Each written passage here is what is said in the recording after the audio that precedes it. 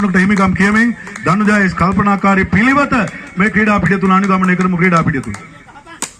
එල කරන අගුවන්ගත පන්දුව රකින්නට ක්‍රීඩකෙක් හැකියාව ලැබෙයිද?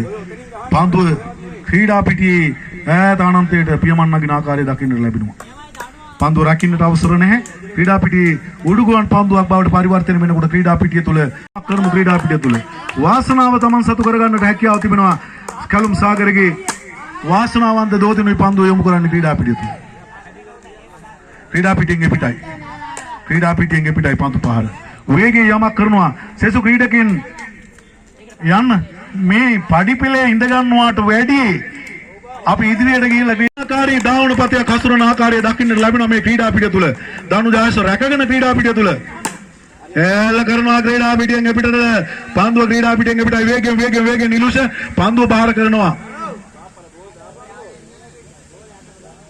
හොඳයි නිලුෂ තමන්ගේ කාර්ය මනවින් සෙමින් නොදී තමන්ව රැකගෙන මේ තරගමාලාවේ අවසාන මහා තරගයේ ලකුණු මල්ලට ජීවයක් එකතු කරගන්නට නිලුෂ ගන්නා උත්සාහය ප්‍රබලයි කියන වගේ දකින්න ලැබෙනවා.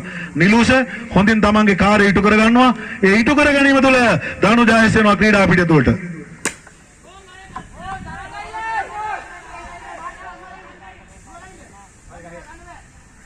රකින්නට අවසර නැහැ. ක්‍රීඩා පිටිය මේකත් සිප ගන්නවා.